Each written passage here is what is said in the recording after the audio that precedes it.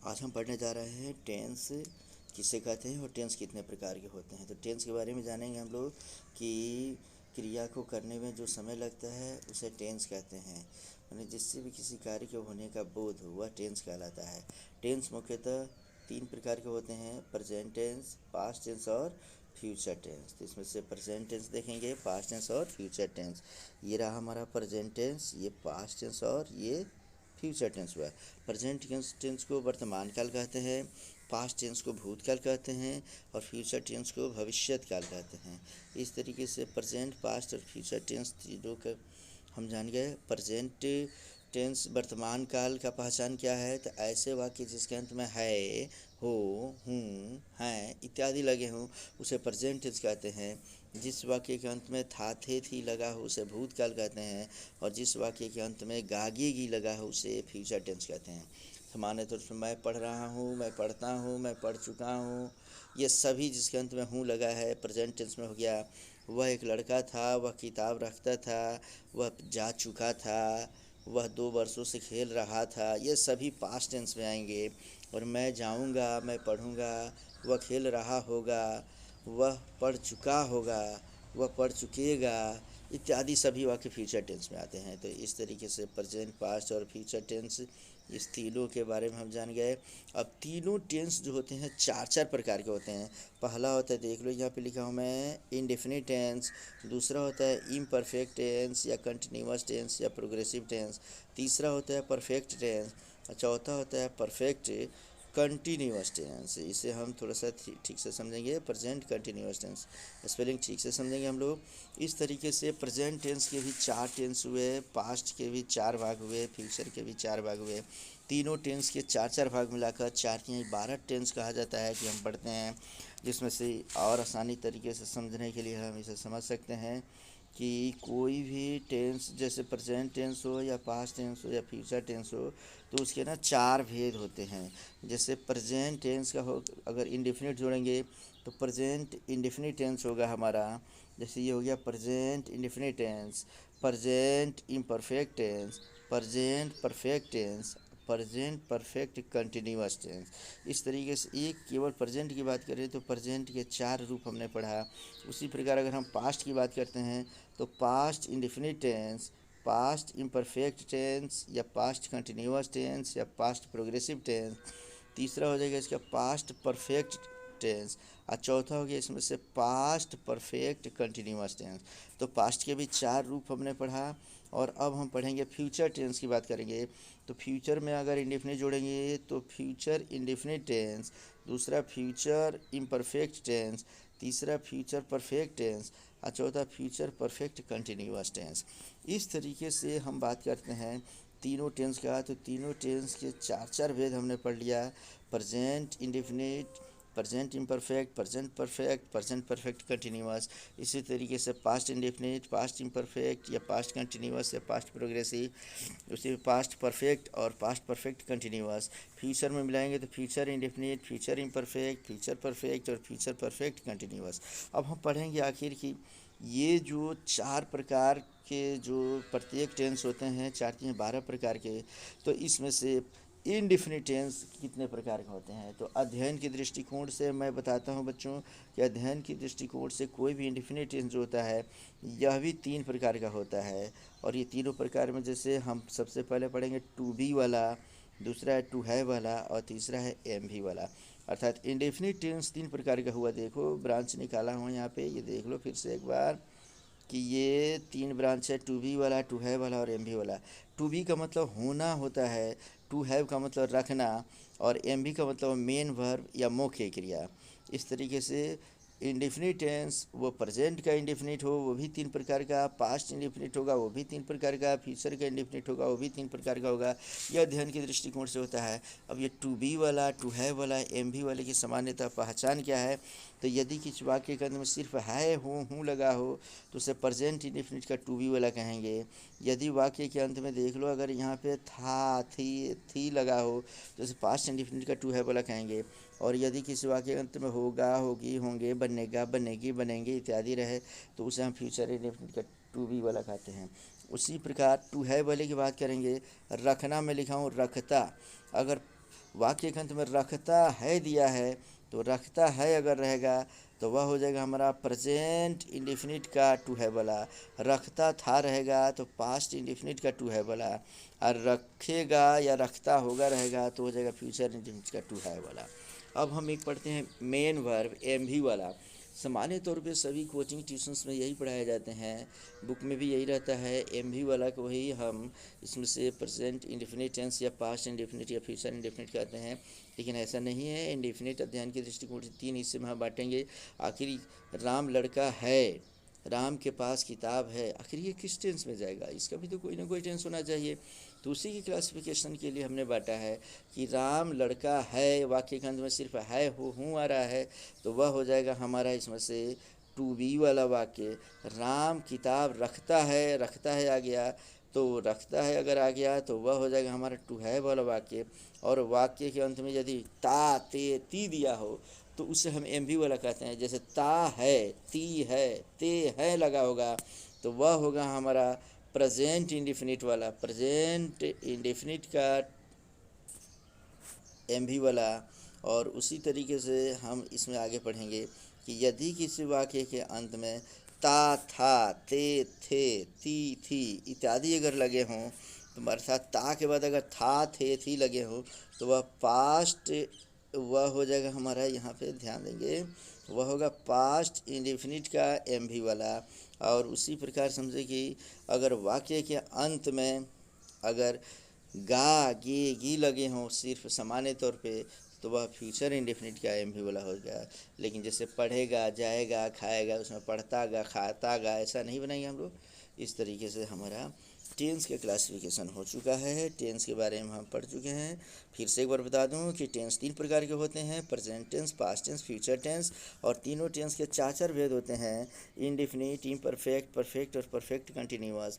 और इंडेफिनिट भी 3 प्रकार का होता है, टू बी वाला, टू है वाला और एम भी वाला। तो अगले क्लास में हम पढ़ेंगे कि टू बी वाला क्या है, टू है वाला क्या है और एम बी वाला क्या है। तो एक एक करके हम पढ़ेंगे। सबसे पहले प्रेजेंट इंडेफिनिट का टू बी, फिर पास्ट इंडेफिनिट का टू बी, फिर फ्यूचर इंडेफिनिट का टू बी पढ़ेंगे हम लोग, या हम लोग अध्ययन के दृष्टिकोण से इसे तीनों एक साथ भी पढ़ सकते हैं। फिलहाल ये क्लासिफिकेशन जो मैं दिया इसे तैयार करेंगे। और इसी के साथ मैंने यहाँ पे लिख रखा है, देख लो बच्चों, कि नंबर तथा पर्सन। अंग्रेजी में 2 चीज़ें पूछता है कि नंबर और पर्सन, इसे हम याद रखेंगे। इंग्लिश में नंबर 2 होते हैं, सिंगुलर नंबर और प्लूरल नंबर। यहाँ पे मैं लिखा हूँ, देखो ये हो गया सिंगुलर नंबर और ये है प्लूरल नंबर। और उसी प्रकार नंबर के बाद इसमें पर्सन जो होते हैं वो पर्सन 3 होते हैं। और वो पर्सन मैं लिखवाया हूँ, देख लो यहाँ पे फर्स्ट पर्सन, ये यहाँ पे हम रखते हैं पर्सन वाले हिस्से को, तो थोड़ा सा यहाँ ध्यान देंगे। ये हुआ हमारा फर्स्ट पर्सन, ये सेकंड पर्सन और ये थर्ड पर्सन। तो पर्सन 3 हुए, first person, second person, third person. और नंबर 2 हुए सिंगुलर नंबर और प्लूरल नंबर। पूछते हैं परीक्षा में, या ये याद रखना ज़रूरी है कि फर्स्ट पर्सन के सिंगुलर नंबर में क्या आता है, तो हम लिखेंगे आई। फर्स्ट पर्सन के सिंगुलर नंबर में आई आता है। फर्स्ट पर्सन के प्लूरल नंबर में क्या आता है, तो वी। आई मतलब मैं होता है और वी मतलब हम लोग। उसी प्रकार सेकेंड पर्सन के सिंगुलर नंबर में क्या आता है, तो यू या दाऊ भी आता है, THOU। दाऊ मीन्स भी आप होता है या तुम होता है। यह यू का सिंगुलर फॉर्म होता है, लेकिन इसके साथ हमेशा प्लूरल वर्ब का प्रयोग किया जाता है, तो उसे हम कह सकते हैं इसमें THOU, दाऊ इसमें आता है। तो हम इसे याद कर सकते हैं, लिख सकते हैं। और इसी के प्लूरल फॉर्म में आता है यहाँ पे यू। तो यू का मतलब होता है तुम लोग, अर्थात यू का मतलब तुम या आप या तुम लोग या आप लोग, ये सिंगुलर और प्लूरल दोनों फॉर्म में यू का मतलब होता है। अब तीसरा हो गया इसमें से थर्ड पर्सन। थर्ड पर्सन इसका काफ़ी इंपॉर्टेंट है। थर्ड पर्सन के देख लो यहाँ, थर्ड पर्सन में, थर्ड पर्सन के सिंगुलर नंबर में यहाँ पे आता है ही, शी, इट, या नेम का पावर 1 माने कोई एक नाम। ही मीन्स वह या पुरुष के लिए इस्तेमाल किया जाता है। शी मीन्स वह यह स्त्री के लिए इस्तेमाल किया जाता है। इट मीन्स यह या वह यह निर्जीव के लिए इस्तेमाल करते हैं। या कोई एक नाम रहेगा तो उसे हम थर्ड पर्सन के सिंगुलर नंबर में रखेंगे। इसी में दिस आता है, दैट आता है, और इस तरीके से दिस दैट हो या ही सी इट हो, कोई एक नाम हो तो हम उसको थर्ड पर्सन में रखेंगे। और थर्ड पर्सन के प्लूरल नंबर में याद रखेंगे, थर्ड पर्सन के जहाँ प्लूरल नंबर की बात करेंगे तो इसमें आता है दो चीज़ें। एक आता है, देख लो यहाँ पे दे, तो दे होता है, दे मीन्स होता है वे या वे लोग या वे सब, और उसी साथ नेम का पावर टू, इस हम नेम से लिख सकते हैं। एक से अधिक नाम अगर हो तो उसे थर्ड पर्सन के प्लूरल नंबर में रखते हैं। तो अब हम इसमें सीखेंगे कि कौन से पर्सन के साथ, कौन से नंबर के साथ कौन सा वर्ब प्रयोग करेंगे। तो हम जानते हैं कि प्रेजेंट टेंस में हम पढ़ेंगे प्रेजेंट इंडेफिनिट के टू बी वाले का फॉर्म में आता है इज, एम, आर। तो आई के साथ हम एम का प्रयोग करेंगे। इसे एम का प्रयोग हम पहले सीख लें कि आई के साथ हम एम का प्रयोग करेंगे। यहाँ देख लेंगे एम का प्रयोग। और इसके बाद ही सी इट, थर्ड पर्सन, ये थर्ड पर्सन के सिंगुलर नंबर में ही सी इट जो लिखा हूँ इसके साथ हम इज का प्रयोग करेंगे। बाकी सब के साथ आर का प्रयोग करते हैं। वी के साथ आर का प्रयोग, यू के साथ आर का प्रयोग, यू के साथ आर का प्रयोग, दे के साथ आर का प्रयोग। इस तरीके से हम इज, एम, आर का प्रयोग सीख लिए। अब हम सीखने जा रहे हैं इसमें से कि पास्ट टेंस में वाज वेयर का प्रयोग किसके साथ करेंगे। तो पास्ट टेंस में वाज वेयर का प्रयोग यदि सीखना हो तो हम जानेंगे कि फर्स्ट पर्सन, ये फर्स्ट पर्सन के सिंगुलर नंबर मतलब ये आई के साथ हम वाज का प्रयोग करते हैं। और थर्ड पर्सन के singular number he see it या एक नाम है, ही सी इट या एक नाम, इसके साथ हम वाज का प्रयोग करेंगे। अर्थात आई और ही सी इट, इसके ही सी इट इसके साथ हम वाज का प्रयोग करेंगे। अब बाकी सब के साथ वेयर का प्रयोग करेंगे। अर्थात वी हो, यू हो, दे हो, नेम्स हो, तो ये सब के साथ हम वेयर का प्रयोग करेंगे। इस तरीके से अब हम आते हैं फिर से नेक्स्ट पॉइंट पे। फ्यूचर टेंस की अगर हम बात करेंगे तो फ्यूचर टेंस में हम पढ़ेंगे कि शैल और विल आता है फ्यूचर टेंस में। तो आई और वी याद रखेंगे, फर्स्ट पर्सन, ये फर्स्ट पर्सन के सिंगुलर नंबर हो या प्लूरल नंबर हो, इसके साथ हम शैल का प्रयोग करते हैं। और बाकी जो भी होगा सबके साथ हम विल का प्रयोग करेंगे। अर्थात सेकंड पर्सन के सिंगुलर नंबर हो, देखो यू, उसके साथ विल, यहाँ भी विल का प्रयोग करेंगे। थर्ड पर्सन रहेगा तो वहाँ भी विल का प्रयोग करेंगे, या थर्ड पर्सन के सिंगुलर हो या प्लूरल हो वहाँ भी हम विल का प्रयोग करेंगे। इस तरीके से is, am, are, was, were और शैल, विल, इसका प्रयोग हम सीख लिए। अब अगले क्लास में हम टेंस की शुरुआत करेंगे present indefinite tense to be वाला। तब तक के लिए इसको 2 बार 3 बार 4 बार पढ़ोगे, देखोगे, समझोगे। और यदि इसमें कोई दिक्कत होता है तो आप हमें पूछ सकते हैं। मैं कई बार बता चुका हूँ कि अगर कोई परेशानी हो तो परेशानी होने पर डायरेक्ट मुझे कॉल कर सकते हो बच्चों। और डायरेक्ट कॉल करने के लिए 9801466165 इस नंबर पे डायरेक्ट कॉल करो मुझे। और अगर कोई दिक्कत नहीं होती है तो फिर कोई दिक्कत नहीं, आप इसे लाइक भी करें, इसे शेयर भी करें और इसे सब्सक्राइब तो ज़रूर करें ताकि ये पता चलता रहे कि अगले टॉपिक में मैं क्या देने वाला हूँ। क्योंकि अब मैं पूरा टेंस इस लॉकडाउन में मैं सोचता हूँ कि पूरा टेंस चाहे 10th क्लास के सिलेबस के अनुसार हो या 12th क्लास के सिलेबस के अनुसार हो, वो सब मैं पढ़ा देना चाहता हूँ।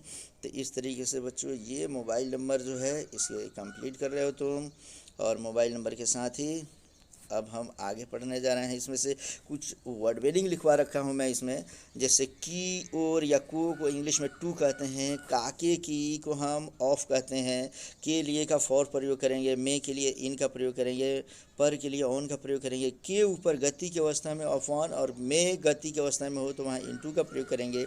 ये प्रीपोजिशंस कहलाते हैं। ये आगे आने वाले क्लास में मैं एक्सप्लेन से समझाऊंगा। फिलहाल कुछ वर्ड मीनिंग याद करके रखना है। जैसे कि से अलग दिया रहे तो उसके लिए फ्रॉम का प्रयोग कर देंगे हम, यहाँ पे फ्रॉम दिया हुआ है। से के साथ के अर्थ में हो तो उसके लिए हम विथ का प्रयोग करेंगे। से के द्वारा के अर्थ में हो तो उसके लिए बाई का प्रयोग करेंगे। जैसे साइकिल से रहे तो हम बाई का प्रयोग करेंगे, कलम से रहे तो विथ का प्रयोग करेंगे, और विद्यालय से घर जाता हूँ रहे तो फ्रॉम का प्रयोग करेंगे। उसी प्रकार के पास या के नज़दीक रहे तो उसके लिए नियर का प्रयोग करेंगे। के किनारे के लिए बैंक ऑफ का प्रयोग करेंगे, पहले भी पढ़ा चुका हूँ मैं, पिछले क्लास में बता दिया हूँ मैं। और नेक्स्ट इसमें से के बगल में के लिए बिसाइड का प्रयोग करते हैं, लेकिन यहाँ सोचना है बच्चों, बिसाइड और बिसाइड्स दोनों में अंतर है, सिर्फ एस का अंतर है। अगर एस लगा देंगे तो बिसाइड्स हो जाएगा, इसका मतलब होता है के अतिरिक्त, और बिसाइड मतलब होता है के बगल में। के अगल बगल का एलोंग विथ प्रयोग करेंगे हम यहाँ पर, और के दोनों ओर के लिए बोथ साइड ऑफ का प्रयोग करेंगे। और इस तरीके से फिर हम थोड़ा सा बाय साइड में है, के सामने के लिए हम इन फ्रंट ऑफ का प्रयोग करेंगे, के पीछे के लिए बिहाइंड या बैक साइड ऑफ का भी प्रयोग कर लेंगे, के नीचे के लिए अंडर या के नीचे के लिए हम बिलो दोनों प्रयोग करते हैं, यहाँ भी सीख लेंगे। यदि के नीचे के अर्थ में हो और थोड़ा दूरी का बोध कराता हो तो अंडर का प्रयोग करेंगे, बिल्कुल सटा हुआ हो तो हम बिलो का प्रयोग करेंगे। जैसे छत के नीचे पंखा है तो छत से पंखा सटा होता है तो उसके लिए हम बिलो का प्रयोग करेंगे। पेड़ के नीचे बिल्ली है या पेड़ के नीचे कुत्ता है, तो अगर ऐसा कुछ रहता है तो ऊपर के पेड़ से सटा हुआ नहीं रहता है, वो नीचे रहता है, थोड़ी सी डिस्टेंस होती है, तो वहाँ पे हम अंडर का प्रयोग करेंगे। इस तरीके से ये वर्ड मीनिंग जितना मैं बताया उतना देख रहे हो बच्चे तुम लोग। और इतना देखने के साथ साथ मैं बता दिया कि टेंस क्या है, टेंस कितने प्रकार के होते हैं, प्रत्येक टेंस का वर्गीकरण कितना प्रकार का होता है, एक एक करके हम लोग एक्सप्लेन करेंगे। और तब तक के लिए हम तुम लोगों से विदा लेते हैं। और इसको देखते रहो बच्चों, जो दिक्कत होती है सो पूछते चलो हमसे।